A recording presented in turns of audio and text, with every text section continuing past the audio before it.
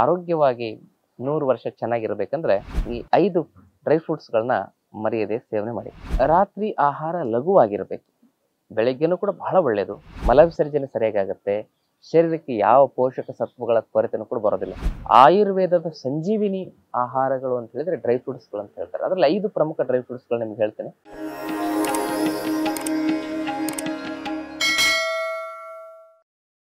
ಓಂ ಶ್ರೀ ಗುರು ಬಸವಲಿಂಗಾಯ ನಮಃ. ಓಂ ನಮಃ ಶಿವಾಯ. ಸರ್ವರಿಗೂ ಭಕ್ತಿಯ ಶರಣು ಶರಣಾರ್ಥಿಗಳು. ನಾನು ನಿಮ್ಮ ಯೋಗ ಗುರು ವೈದ್ಯ ಶ್ರೀ ಚನ್ನಬಸವಣ್ಣ, ಶ್ರೀಗಂಗಾ ಯೋಗ ನಿಸರ್ಗ ಚಿಕಿತ್ಸಾ ಹಾಗೂ ಆಯುರ್ವೇದ ಸಂಶೋಧನಾ ಕೇಂದ್ರ, ಆರೋಗ್ಯ ಮಹಾಮನೆ, ಬೆಂಗಳೂರು, ಹುಬ್ಬಳ್ಳಿ, ಧಾರವಾಡ ಹತ್ತಿರ ಮೂರುಕಟ್ಟೆ. ಆದ್ಮೇಲೆ ತಮ್ಮೆಲ್ಲರಿಗೂ ಆಯುರ್ವೇದ ಟಿಪ್ಸ್ ಇನ್ ಕನ್ನಡ ಯೂಟ್ಯೂಬ್ ಚಾನಲ್ಗೆ ಭಕ್ತಿಯ ಸ್ವಾಗತ. ಸ್ವಸ್ಥವಾಗಿ, ಕ್ರಿಯಾಶೀಲವಾಗಿ, ಆರೋಗ್ಯವಾಗಿ 100 ವರ್ಷ ಚೆನ್ನಾಗಿರ್ಬೇಕಂದ್ರೆ ರಾತ್ರಿ ಈ 5 ಡ್ರೈ ಫ್ರೂಟ್ಸ್ಗಳನ್ನ ಮರೆಯದೆ ಸೇವನೆ ಮಾಡಿ. ನಾವು ಬೆಳಗ್ಗೆ ಖಾಲಿ ಹೊಟ್ಟೆಯಲ್ಲಿ ಡ್ರೈ ಫ್ರೂಟ್ಸ್ ಅನ್ನು ಹೇಳ್ತೇವೆ, ಆದರೆ ಇವತ್ತು ರಾತ್ರಿ ಯಾಕೆ ಹೇಳ್ತಾ ಇದ್ದೇವೆ ಅಂತಕ್ಕಂಥ ವಿಚಾರವನ್ನು ಕೂಡ ನಿಮಗೆ ತಿಳಿಸ್ತೇನೆ. ರಾತ್ರಿ ಆಹಾರ ಲಘುವಾಗಿರಬೇಕು.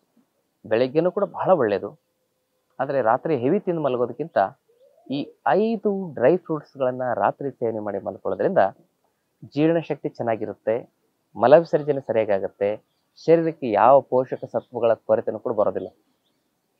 ಮಿನರಲ್ಸ್ಗಳಾಗಿರ್ಬೋದು, ವಿಟಮಿನ್ಸ್ಗಳಾಗಿರ್ಬೋದು, ಪ್ರೋಟೀನ್ ಆಗಿರ್ಬೋದು, ಫೈಬರ್ ಆಗಿರ್ಬೋದು, ಹಾಗೆ ಒಂದು ನಿಗದಿತ ಪ್ರಮಾಣದಲ್ಲಿ ಕಾರ್ಬೋಹೈಡ್ರೇಟ್ನ ಅಂಶವೂ ಕೂಡ ಆಗಿರ್ಬೋದು. ಇವೆಲ್ಲವೂ ಬ್ಯಾಲೆನ್ಸ್ ಆಗಿ ನಮಗೆ ಸಿಗೋದು ಡ್ರೈ ಫ್ರೂಟ್ಸ್ಗಳಲ್ಲಿ.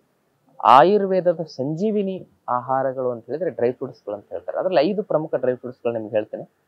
1ನೇದು ಖರ್ಜೂರ, 2ನೇದು ಬಾದಾಮಿ, 3ನೇದು ಪಿಸ್ತಾ, 4ನೇದು ವಾಲ್ನಟ್ಟು, 5ನೇದು ಗೋಡಂಬಿ. ಈ 5 ಡ್ರೈ ಫ್ರೂಟ್ಸ್ಗಳನ್ನ ದೊಡ್ಡವರಾದರೆ 2ರಿಂದ 3 ಬಾದಾಮಿ, 2ರಿಂದ 3 ಗೋಡಂಬಿ, 4ರಿಂದ 5 ಪಿಸ್ತಾ, ಆಮೇಲೆ ಖರ್ಜೂರ 1ರಿಂದ 2, ಬಾದಾಮಿ 3ರಿಂದ 4, ಆಮೇಲೆ ಗೋಡಂಬಿ 3ರಿಂದ 4, ಪಿಸ್ತಾ 3ರಿಂದ 4, ಹೀಗೆ ಇವುಗಳನ್ನ ಸೇವನೆ ಮಾಡೋದು.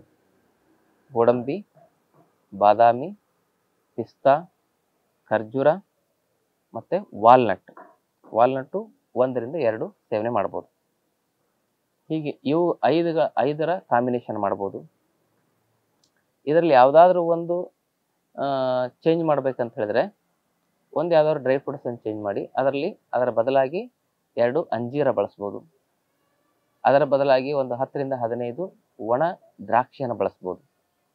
ಅಂಜೀರ ಮತ್ತು ದ್ರಾಕ್ಷಿ ಅದ್ಭುತ ಸಂಜೀವಿನಿ ರಸಾಯನಿ ಅಂತ ಹೇಳ್ಬೋದು. ದ್ರಾಕ್ಷಾ ಫಲೋತ್ತಮಂ ಅಂತ ಕರೀತಾರೆ. ಇದರಲ್ಲೂ ಕೂಡ ಅದ್ಭುತವಾಗಿರ್ತಕ್ಕಂಥ ಪೋಷಕ ಸತ್ವಗಳು ಸಿಗ್ತವೆ. ಈ 5 ಡ್ರೈ ಫ್ರೂಟ್ಸ್ಗಳನ್ನ ಸೇವನೆ ಮಾಡ್ಬೋದು. ಇದರಲ್ಲಿ ಒಂದನ್ನು ಬೇರೆ ಮಾಡಿ ಅದರಲ್ಲಿ ಅಂಜೀರ ಅಥವಾ ದ್ರಾಕ್ಷಿಯನ್ನು ಕೂಡ ಒಂದೊಂದು ದಿವಸ ಸೇರಿಸ್ಕೊಳ್ಬೋದು. ಒಟ್ಟಿನಲ್ಲಿ 5 ಡ್ರೈ ಫ್ರೂಟ್ಸ್ಗಳನ್ನ ಪ್ರತಿದಿನ ರಾತ್ರಿ ನೀವು ಸೇವನೆ ಮಾಡೋದು. ಅವುಗಳ ಪ್ರಮಾಣವನ್ನು ಕೂಡ ಹೇಳಿದ್ದೇನೆ. ಹೀಗೆ ಸೇವನೆ ಮಾಡೋದ್ರಿಂದ ಮಲ ವಿಸರ್ಜನೆ ಸರಿಯಾಗುತ್ತೆ. ಮಲಬದ್ಧತೆ ಸಮಸ್ಯೆಗೆ ಎಷ್ಟೆಷ್ಟೋ ಏನೇನೋ ಪರಿಹಾರ ಮಾರ್ಗವನ್ನು ಕಂಡುಕೊಂಡಿರ್ತೀವಿ, ಆಗಿರೋದಿಲ್ಲ.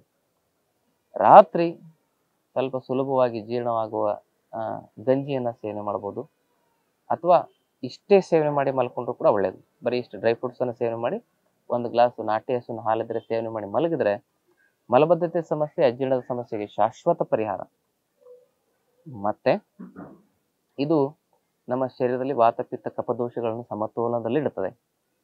ಸಪ್ತ ಧಾತುಗಳನ್ನು ಕ್ರಿಯಾಶೀಲಗೊಳಿಸಿ ವಾತದ ಸಾರ ಭಾಗವಾಗಿರ್ತಕ್ಕಂಥ ಪ್ರಾಣ, ಪಿತ್ತದ ಸಾರ ಭಾಗವಾಗಿರ್ತಕ್ಕಂಥ ತೇಜಸ್ಸು, ಕಫದ ಸಾರ ಭಾಗವಾಗಿರ್ತಕ್ಕಂಥ ಓಜಸ್ಸನ್ನು ನಮ್ಮ ಶರೀರದಲ್ಲಿ ಇದು ಕ್ರಿಯಾಶೀಲಗೊಳಿಸುತ್ತೆ. ಹೀಗೆ ಇವು ಕ್ರಿಯಾಶೀಲಗೊಂಡಾಗ ಮನುಷ್ಯನ ಆಯಸ್ಸು ಮತ್ತು ಆರೋಗ್ಯ 100 ವರ್ಷ ಗಟ್ಟಿಯಾಗಿರ್ತದೆ. ಅದಕ್ಕೆ ಇವುಗಳನ್ನು ಸಂಜೀವಿನಿ ಆಹಾರಗಳು ಅಂತ ನಾವು ಕರಿತೇವೆ.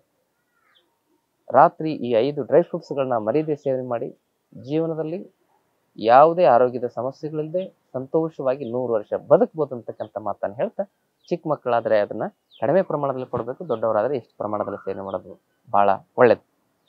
ಆತ್ಮೀಯರೇ, ಈ ಮಾಹಿತಿಯನ್ನು ಎಲ್ಲರಿಗೂ ಶೇರ್ ಮಾಡಿ. ಜೊತೆಗೆ ಈ ಡ್ರೈ ಫ್ರೂಟ್ಸ್ಗಳನ್ನ ಎಲ್ಲರೂ ಸೇವನೆ ಮಾಡ್ಬೋದು. ಯಾರು ಸೇವನೆ ಮಾಡಬಾರ್ದು ಅನ್ನೋದು ಒಂದು ಪ್ರಶ್ನೆ ಬರ್ತದೆ. ಎಲ್ಲರೂ ಸೇವನೆ ಮಾಡ್ಬೋದು, ಆದರೆ ಕಿಡ್ನಿ ಸಮಸ್ಯೆ ಇರೋರು, ಪ್ರೋಟೀನ್ದಲ್ಲಿ ಜಾಸ್ತಿ ಇರೋದ್ರಿಂದ ಅವರು ಸೇವನೆ ಮಾಡಲಿಕ್ಕೆ ಆಗಲ್ಲ. ಗರ್ಭಿಣಿ ಸ್ತ್ರೀಯರು ಸೇವನೆ ಮಾಡ್ಬೋದು. ಅದನ್ನು ವೈದ್ಯರ ಸಲಹೆ ಪಡ್ಕೊಂಡು ಎಷ್ಟು ಪ್ರಮಾಣ ಅಂತ ನಿಗದಿ ಮಾಡ್ಕೊಳ್ಬೇಕಾಗ್ತದೆ. ಉಳಿದಂತೆ ಎಲ್ಲರೂ ಕೂಡ ಇದರ ಸೇವನೆಯನ್ನು ಮಾಡೋದ್ರ ಮೂಲಕ ತಮ್ಮ ಆರೋಗ್ಯವನ್ನು ಚೆನ್ನಾಗಿಟ್ಕೊಳ್ಬೋದು. ಇವೆಲ್ಲದರಲ್ಲಿ ಫ್ಯಾಟ್ ಮೆಟಾಬಲಿಸಮ್ ಕ್ರಿಯಾಶೀಲವಾಗುತ್ತೆ ಮತ್ತು ಇದರಲ್ಲಿ ಹೈ ಡೆನ್ಸಿಟಿ ಲಿಪೋಪ್ರೋಟೀನ್ ಇರ್ತದೆ, HDL. ಅದು ನಮ್ಮ ಕೆಟ್ಟ ಕೊಬ್ಬಿನ ಅಂಶವನ್ನು ಕರಗಿಸುತ್ತೆ. ಅದರಿಂದ ಹಾರ್ಟ್ ಅಟ್ಯಾಕ್ ಆಗುವ ರಿಸ್ಕ್, ಹೃದಯದ ಸಮಸ್ಯೆಗಳನ್ನು ನಾವು ನಿವಾರಣೆ ಮಾಡ್ಕೊಳ್ಬೋದು. ಆಮೇಲೆ ಮೆದುಳಿನ ಶಕ್ತಿ ಕ್ರಿಯಾಶೀಲವಾಗುತ್ತೆ, ಮೆದುಳು ಚುರುಕಾಗುತ್ತೆ. ಮೆದುಳು ಚುರುಕಾಯಿತು ಅಂತ ಹೇಳಿದ್ರೆ ಸೈಕೋಸೊಮ್ಯಾಟಿಕ್ ಪ್ರಾಬ್ಲಮ್ಸ್ಗಳು ಬರಲ್ಲ, ಎಂಡೋಕ್ರೈನ್ ಸಿಸ್ಟಮ್ ಚೆನ್ನಾಗಿರುತ್ತೆ, ಹಾರ್ಮೋನ್ಸ್ಗಳ ವ್ಯತ್ಯಾಸ ಆಗೋದಿಲ್ಲ. ಸರ್ವತೋಮುಖ ಆರೋಗ್ಯಕ್ಕಾಗಿ ಈ 5 ಡ್ರೈ ಫ್ರೂಟ್ಸ್ಗಳು ಮತ್ತೊಮ್ಮೆ ಹೇಳ್ತದೆ. ತಮ್ಮೆಲ್ಲರಿಗೂ ಭಕ್ತಿಯ ಶರಣಾರ್ಥಿ.